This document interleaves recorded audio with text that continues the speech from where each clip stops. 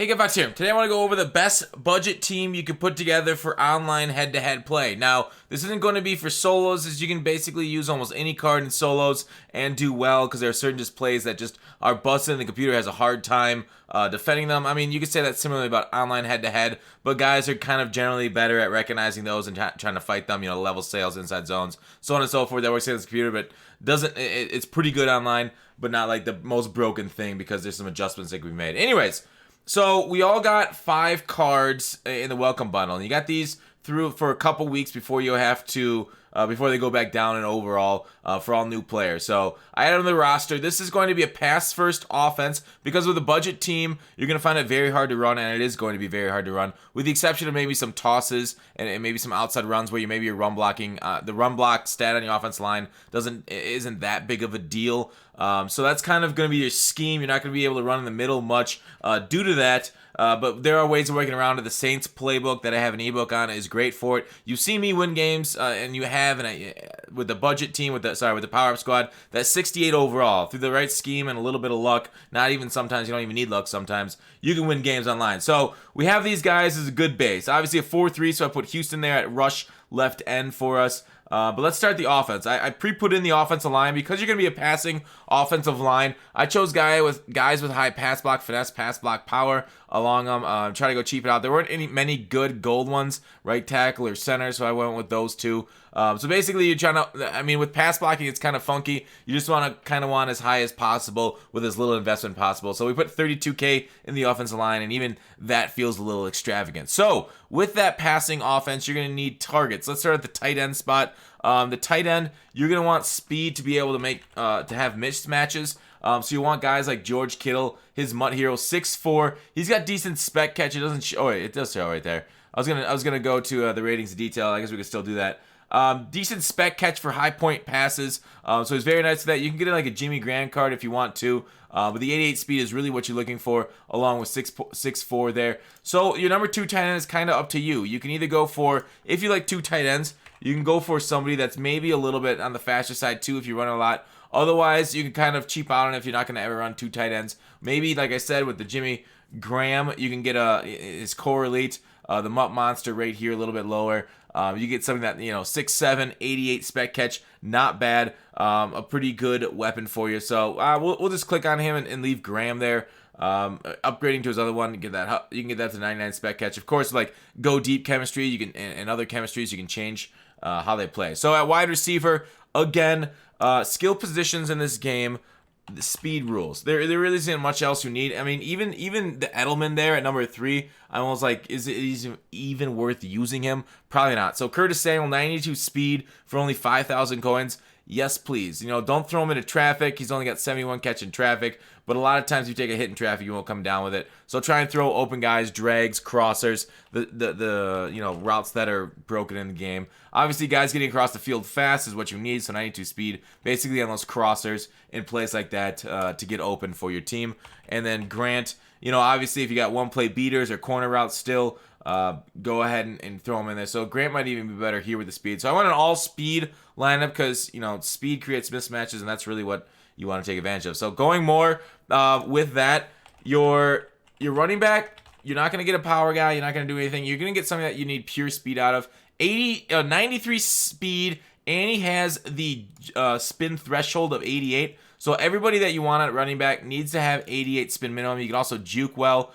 His carrying's a little bit lower, but he didn't fumble much for me when I used him. If you run into fumble problems, then you might need to get a new running back. But I think keep rolling with Lamar until you have that issue. Try not to take too many hit sticks from big guys like LT, but fumbles have been turned down a little bit. Fullback is basically just a waste position in a pass-first offense. So I went with Vitali because, 79 speed. He's a pretty fast fullback. Maybe you'll get somebody better for the goal line you can use, but it feels like a dump position to me because I don't really use the fullback very much in my scheme.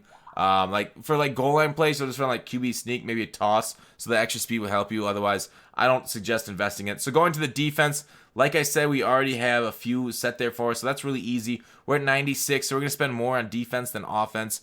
So defense, what are we gonna go in the safeties? I like speed, hit power, zone, but zone's kind of kind of funky, especially this low in the overalls that we need to go for the budget team. The zone you're gonna kind of give up a little bit, so he's only at 78 zone. Obviously, you want the lockdown coverage on your secondary to try to get that zone up a little bit. So try and get locked down on these guys.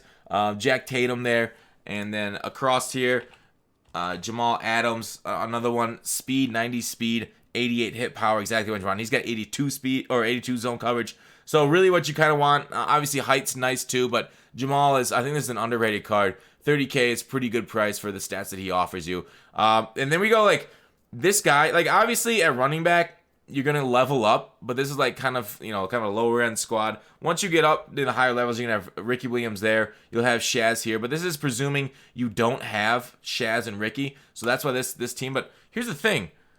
Is Josh Jones like the best user? 6'2", 890 speed, 90 hit power. I mean, you can say his block shit's bad. That's completely legitimate. You're going to have to run around blocks rather than through them.